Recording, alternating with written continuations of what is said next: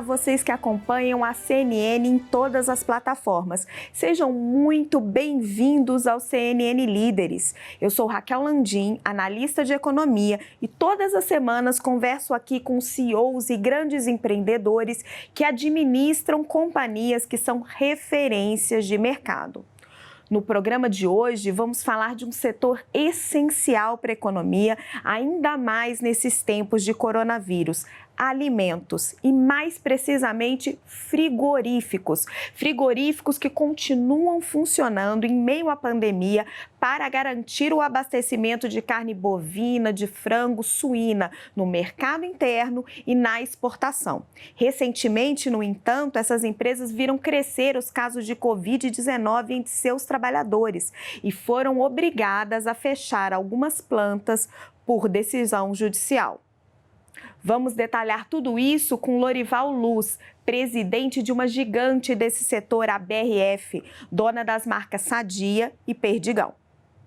Oi, Lorival, muito bem-vindo ao CNN Líderes. Lorival, vou começar o nosso programa falando de um assunto que está preocupando todo o setor e preocupando os brasileiros de uma maneira em geral. A BRF teve uma planta paralisada em Lajeado, no Rio Grande do Sul, por determinação da Justiça. Não foi a única empresa com a qual aconteceu isso. A gente tem mais outras 2 plantas também paralisadas lá no sul do país. Você pode nos detalhar a situação? O que está acontecendo? Oi, Raquel. Primeiro, obrigado pela oportunidade de estar falando aqui com você especificamente. Acho que dá muito orgulho para nós o trabalho que vocês estão fazendo. Então, primeiramente, parabéns aí. O assunto que você mencionou é extremamente importante e é um assunto de importância para todos nós, importância para o Brasil, é um assunto de importância, de uma essencialidade do ponto de vista econômico, também do ponto de vista de saúde. O que acontece em Lajeado é uma situação onde o município tem um determinado nível de contágio, um determinado nível de positividade com relação à Covid e, por determinação do promotor do Estado, houve a decisão de se fechar a unidade por 15 dias, então nós estamos na primeira semana, isso se estenderá até a próxima semana, com base nos dados que existem no município, com uma intenção ali do promotor de que não se haja, com os trabalhadores se movimentando e indo para a fábrica, um contágio maior. Mas é extremamente importante a gente esclarecer alguns pontos. Primeiro, nós da BRF, e assim como acho que todos os frigoríficos, trabalhamos já em um regime de extrema precaução com relação à higienização e ao contágio. Então, usamos todos os equipamentos de EPIs, como máscaras, luvas, respeitando os distanciamentos necessários e seguimos à risca todas as determinações do Ministério da Agricultura, todas as determinações e do acordo que fizemos proativamente com o Ministério Público do Trabalho, visando de forma proativa exatamente a minimizar esse contágio. Então, o que a gente tem é a tranquilidade que dentro das nossas unidades todos os procedimentos são seguidos e que de fato a gente zela e tem a saúde, a integridade dos nossos funcionários como o primeiro ponto de mais importância para todos nós. Lorival, você acredita que há um risco de decisões judiciais como essa pipocarem em outros estados, paralisando mais fábricas, mais frigoríficos no país? Olha, Raquel, esse tema é extremamente, de novo, importante, porque a paralisação do frigorífico ele traz algumas consequências, né? A primeira das consequências é que você reduz a produção de alimentos, de proteínas, e que poderá levar a uma falta desses produtos para a população. O segundo e bastante importante é que Parando os frigoríficos, lembre-se que nós falamos de uma cadeia viva, é uma cadeia que começa no campo e a gente tem o crescimento aqui dos animais.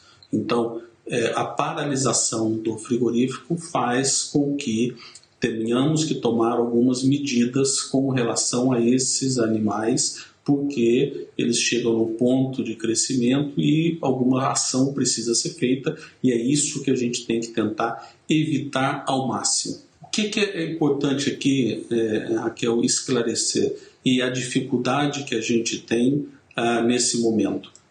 Cada cidade, cada município, né, onde nós estamos presentes, ou cada estado que nós estamos presentes, você pode ter interpretações diferentes, conhecimentos diferentes ou pedidos diferentes. Então, se torna praticamente impossível, num cenário como esse, você lidar com todas essas diferenças ao mesmo tempo e com ações diferentes. Por isso, a importância que se tem, o Ministério da Agricultura soltou um procedimento com tudo aquilo que deve ser seguido, assim como fechamos também proativamente um acordo com o Ministério Público do Trabalho Federal para que a gente tenha os procedimentos que devam ser seguidos. Então, isso traz uma orientação fundamental para que a gente siga e que assegure que o trabalhador tenha toda a segurança de estar num ambiente saudável sem o risco de contaminação. Quando você passa a ter medidas diferentes ou exigências diferentes, muitas dessas não adequadas, muitas delas até inócuas que podem vir a acontecer, se torna muito difícil e aí você pode vir a trazer, sim, um risco de desabastecimento, um risco de paradas com efeitos sanitários com os animais que podem trazer problemas muito maiores do que a própria Covid em si. Você mencionou vários assuntos diferentes aí na sua resposta, né, Lorival? Vários aspectos importantes. Vou pontuar um pouquinho para quem está nos assistindo entender melhor. Vamos começar lá pela fábrica de Lajeado. Quantos casos de Covid-19 existem lá entre os trabalhadores? Quantos funcionários tem essa fábrica no total? Na avaliação de vocês, essa paralisação faz sentido? Não faz sentido? Vamos começar de lá. Me explica um pouquinho a situação de Lajeado. Raquel, nós temos lá na planta de Lajeado cerca de 3.000 funcionários. Tá? Então, é uma planta grande que atende o mercado local, o mercado externo também. Ela produz não só aves, que é o caso aqui, os frangos, mas também a parte de suínos. Então, é uma planta importante, principalmente naquela região. Não obstante aos 3.000 funcionários, nós ainda temos cerca de 560 integrados, que são os produtores rurais que trabalham com esses animais e que também têm essa relação extremamente importante com a empresa e também com o município e o estado ali. Então, esse é o tamanho da relevância. Todos os protocolos que são indicados pelo Ministério da Agricultura, pelo Ministério Público do Trabalho e também aqueles que nós fizemos proativamente, porque desde o início de janeiro nós já estamos trabalhando com um comitê com especialistas, infectologistas, buscando experiências de fora do país para que a gente implante e implemente lá na unidade. Então, nós já começamos de forma bastante antecipada com medição de temperatura, uso de máscaras, uso das máscaras de acrílico também, todo o distanciamento, a orientação para os funcionários, trabalhando também com a marcação no solo, adequação do restaurante, da unidade, para que tenha os acrílicos e as divisórias entre as mesas, buscando o afastamento das cadeiras. Então, é uma série de detalhes que nos dá a tranquilidade que, sim, dentro da unidade é um ambiente saudável e adequado para que se trabalhe. Infelizmente, a gente não consegue assegurar ou garantir que depois que os funcionários saiam da fábrica, que o ambiente externo ao da fábrica também tenha toda a condição, toda a adequação para que não exista ali a contaminação. Então, a gente tem que diferenciar muito isso, o que é o ambiente dentro e o fora da fábrica, assim como o que é o comportamento da empresa como instituição e que toma as medidas, oferece os EPIs, aí a orientação e, eventualmente, o comportamento individual de uma pessoa ou de outra pessoa que a gente não pode generalizar de forma total e ampla. Então, a gente está bastante aqui seguro que a gente está tomando os procedimentos adequados para essa operação.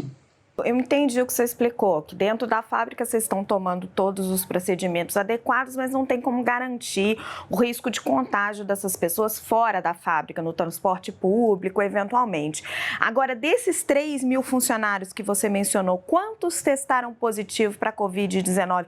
Existe um surto ali que justifique o fechamento da planta?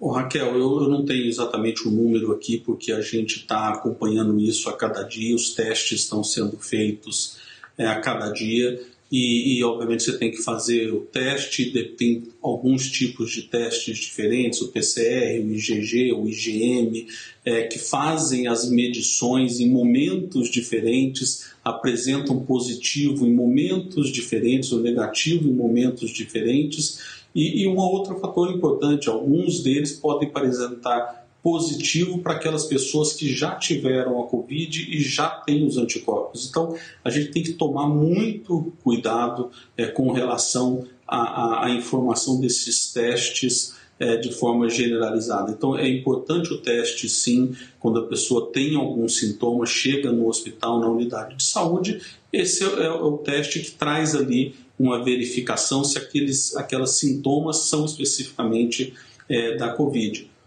O teste, de forma geral, a gente tem feito, e aí respeitando os protocolos, inclusive aprendendo com a experiência que foi feita na Alemanha, onde se faz esses testes de forma randômica, numa amostra, para que a gente tenha, sim, uma informação com relação àquele ambiente. E aí o que nós fazemos é uma busca ativa. Quando se tem um positivo, a gente acompanha a quem estava à volta dele para que a gente faça um monitoramento mais próximo. Mas lembro que até por alguns dados que a gente tem, que muitos dos positivos, ou quando acontece o positivo, aconteceram até nos recentes feriados que nós tivemos. Nós tivemos feriado da Semana Santa, feriado de 21 de abril, feriado de 1º de maio. São momentos que as pessoas não estão dentro do ambiente da fábrica com todos os equipamentos e com todos os EPIs, mas que elas se deslocam, elas se movimentam, elas estão nos seus bairros, elas estão nas suas casas e muitas vezes acontece fora do ambiente do trabalho. Esse problema está restrito à unidade lá de Lajeado, mas a gente tem visto um crescimento do número de casos de Covid-19 no país todo. Existe hoje algum risco de desabastecimento de carne no Brasil nas próximas semanas, Lorival? Raquel, sem dúvida, acho que a Covid tem se propagado, aumentado o seu contágio. Hoje, nas unidades do Sul, no fundo, nas cidades ali, você tem um nível maior nesses municípios. A situação de hoje, que eu posso te dizer hoje nós não temos esse risco de desabastecimento da população, por dois aspectos. Um, que nós estamos vindo produzindo já de forma efetiva e mantendo nossos estoques adequados para atender a população nesse momento. Então, esse é um aspecto. O segundo, que nós temos conseguido operar, mesmo com afastamento das pessoas do grupo de risco, afastamento quando a gente encontra o positivo, junto com essa busca ativa, nós temos conseguido operar dentro de patamares que assegurem a prioridade e a essencialidade de entregar o alimento à população. Porém, cabe, e é importante deixar de forma bastante clara, se eles começam a ter esses movimentos ou essas ações nos diferentes municípios e estados de fecha uma planta, fecha outra e começa a se fechar, é impossível se assegurar o abastecimento, porque fechou a planta, você tem que suspender, obviamente, a produção e aí você pode ter, de fato, a falta de abastecimento. Por isso, a importância de que se tenha a situação de forma controlada, de forma regulada, seguindo padrões e determinações únicos, que seja do Ministério da Agricultura, do MAPA, que faz o procedimento, que seja as especificações e as orientações do Ministério Público do Trabalho Federal, porque aí você tem sim uma linha a que se siga, e não você ter a cada medida, a cada município, todos os frigoríficos, decisões individuais que aí sim podem colocar em risco o abastecimento da população.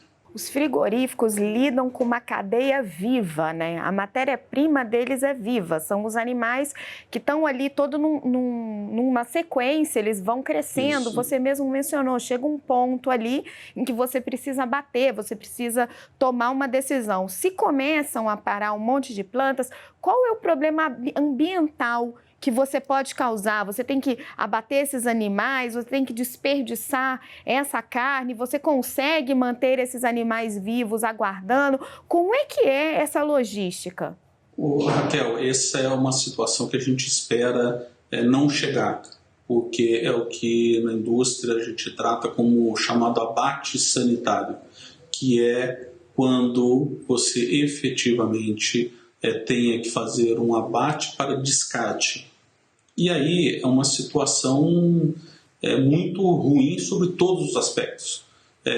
Primeiro, num país como o nosso, você desperdiçar alimento vamos dizer que seria uma situação muito desagradável chegar a uma situação como essa. O segundo, que você tem que fazer isso de forma adequada, com uma orientação e seguindo um procedimento. Então, você tem que dar um destino adequado a todos esses animais. Então, e os volumes são muito grandes.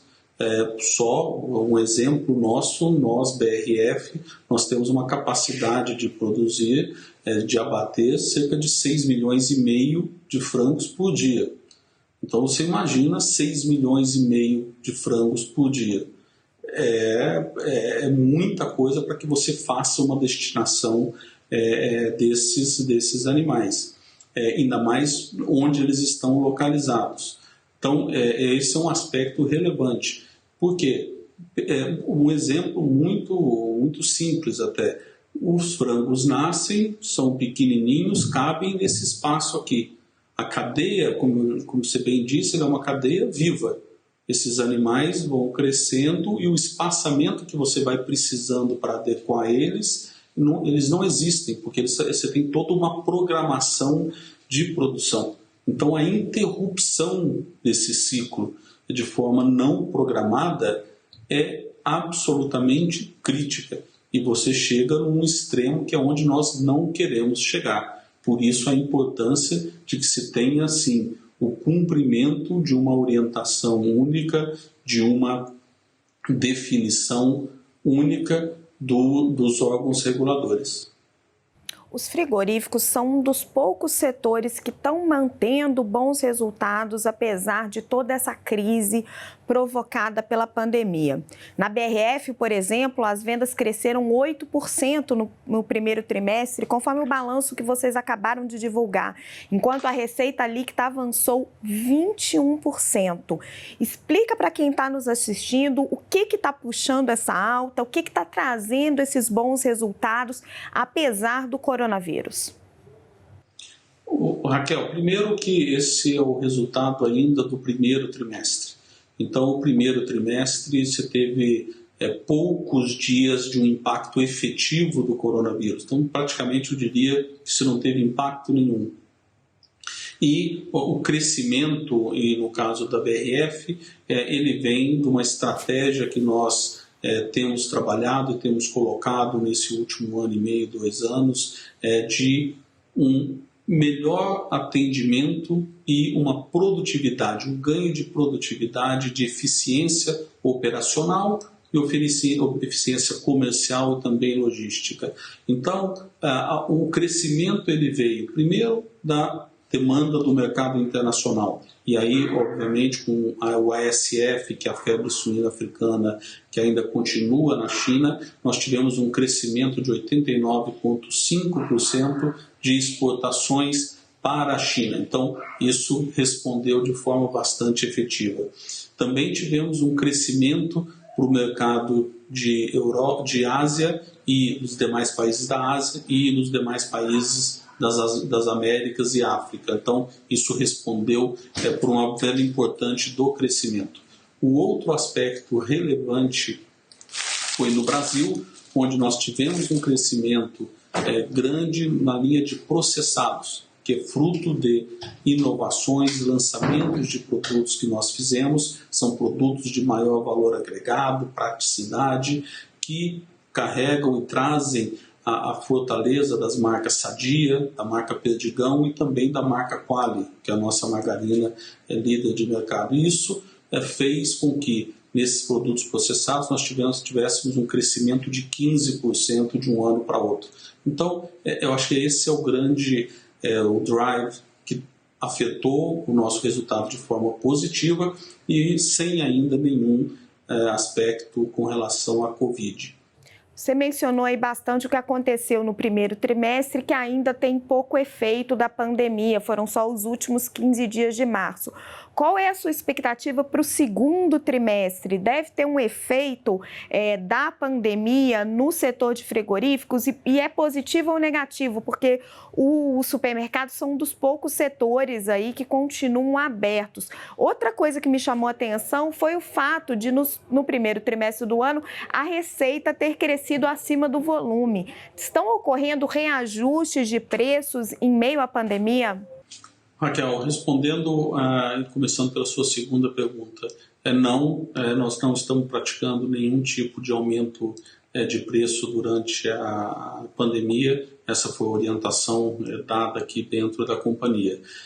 Com relação a esse ponto do crescimento da receita que a gente teve no primeiro trimestre, e o impacto principal disso é o efeito do câmbio, que nós exportamos cerca de 50% do nosso volume é exportado, é destinado ao mercado externo e, obviamente, no momento em que o câmbio sai de 4 para 5,80 ou algo do gênero, você tem um efeito positivo. Isso faz com que a receita em reais da companhia tenha sim esse aumento. Então isso não se refere a esse aumento de preço, mas sim o impacto do câmbio nas exportações. Com relação ao segundo trimestre, acho que é importante a gente analisar sobre 2 aspectos. Primeiro, a oferta e a demanda. Do ponto de vista da demanda, o que a gente deve ter é uma mudança no mix, que a gente chama de canais e de produtos, mas que de forma agregada ele se mantenha praticamente equivalente ou dentro de uma normalidade. Por quê? Porque as pessoas continuam se alimentando. Elas mudam a forma, o local da alimentação. Então deixam de comer nos restaurantes que estão fechados, mas passam a se alimentar em casa. Então o que muda no nosso caso, a venda para os restaurantes diminuiu drasticamente, porque os restaurantes estão fechados, basicamente operando no delivery, e aumenta-se a venda para o varejo, supermercados de bairro, mercearias, e essas atividades acabam compensando de alguma forma. Então, do ponto de vista da demanda, de demanda agregada, não se deve ter uma mudança grande, porque alimento as pessoas precisam continuar se alimentando.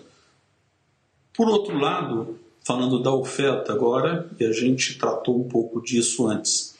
A oferta, sim, você pode ter algum tipo de risco na oferta. Se o nível e o contágio nas cidades onde estão os frigoríficos de maneira geral aumentam e começam-se a se tomar as medidas locais de fechamento dessas unidades produtivas, você pode passar sim a ter uma dificuldade na indústria como um todo de produção, o que também levará a uma redução no alojamento dos animais e que vai trazer com que num período aí de curto, médio prazo, você tenha sim uma escassez, uma redução no nível de oferta. Então, acho que são dois aí aspectos diferentes que a gente precisa monitorar ao longo desses próximos meses.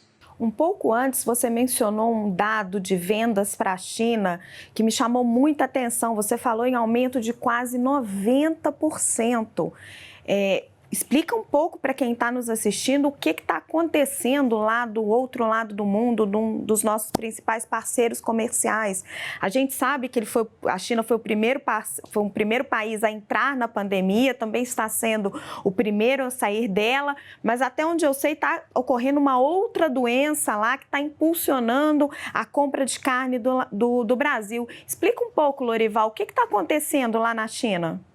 Raquel, é excelente, porque nesse momento a gente fala da Covid, a Covid, sem dúvida, que é uma situação muito preocupante, mas o que acontece, o que tem principalmente na China, é o chamada febre suína africana, que contamina os suínos, os porcos. A China é o maior produtor mundial de suínos. Então, para se ter uma ideia, metade da produção mundial ela acontece na China, assim como o consumo também, é metade do consumo mundial. Para você ter uma ideia, a gente está falando no consumo mundial na casa de 115 milhões de toneladas, China na casa de 55 milhões de toneladas. O que aconteceu e tem acontecido desde 2018 e principalmente em 2019? A febre suína africana afetou a produção de suínos na China. Isso fez com que o plantel, o número de cabeças de suínos na China fosse reduzido à metade, praticamente. Então isso já aconteceu em 2019.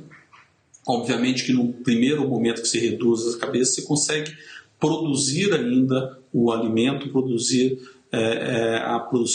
fazer a produção de carnes. Então, essa queda no ano passado, em 2019, ela foi na casa de 19%, 18%. Este ano, já que você tem uma quantidade de cabeças menor, ele deve cair outros 20 e poucos %. Então, quando você junta isso, é uma redução da produção da China em cerca de 50%, no acumulado de dois anos. E a população continua lá se alimentando. Então isso faz com que a China tenha uma demanda maior para importar proteínas, principalmente de suínos, também de carne bovina e também de frango. Lorival, vou fechar a nossa entrevista com uma pergunta sobre Brasil. Acho que a gente não pode deixar de tratar disso. Estamos assistindo uma escalada muito forte do câmbio, né? Já bateu aí mais de 5,80 e está subindo por conta de todas as tensões políticas que estão acontecendo em Brasília. O Executivo e o Legislativo não se entendem, os investidores estão muito preocupados com a nossa capacidade de reação no pós-pandemia. Como é que vocês estão assistindo aí toda essa confusão no meio dessa crise de saúde? Você acha que as tensões políticas estão atrapalhando essa falta de coordenação entre os poderes? Qual que é a sua avaliação hoje sobre o que está acontecendo no nosso país?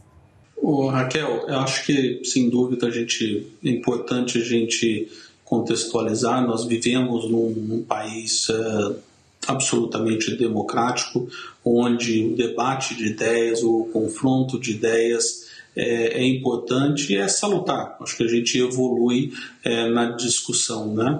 Até com o caso próprio da Covid, é uma situação nova para todos nós e nós temos que viver o dia a dia e aprender a cada dia, aprender com as experiências, aprender com os outros países. Então, é uma situação que eu acho que a gente tem que sim haver o diálogo e haver a concordância, e acho importante, como eu disse, para o nosso setor, que a gente tenha sim uma orientação única, para que a gente siga um protocolo, para que a gente siga um procedimento. Aqui, o que nós estamos fazendo, e acho que é importante, nós seguimos aqui com os nossos objetivos, os nossos compromissos, os nossos princípios, de cuidar das nossas pessoas, de dar a elas a maior possível orientação e as condições de saúde e segurança para que elas trabalhem, e cientes da nossa responsabilidade de estarmos no setor essencial, que é importante continuarmos produzindo para que o alimento chegue à população. E também trabalhando de forma solidária, que acho que é importante. Nós anunciamos um programa de doações exatamente para apoiar esses municípios, apoiar essas entidades onde estamos presentes e de forma geral em todo o Brasil e também nos demais países onde a gente está operando. Lorival, muito obrigada pela sua presença aqui no CNN Líderes. É um prazer conversar com você sobre um setor tão importante da economia brasileira. E você já sabe, toda semana eu, Raquel Landim, converso com CEOs e lideranças sobre como administram empresas que são referências de mercado. Fique ligado e até a próxima.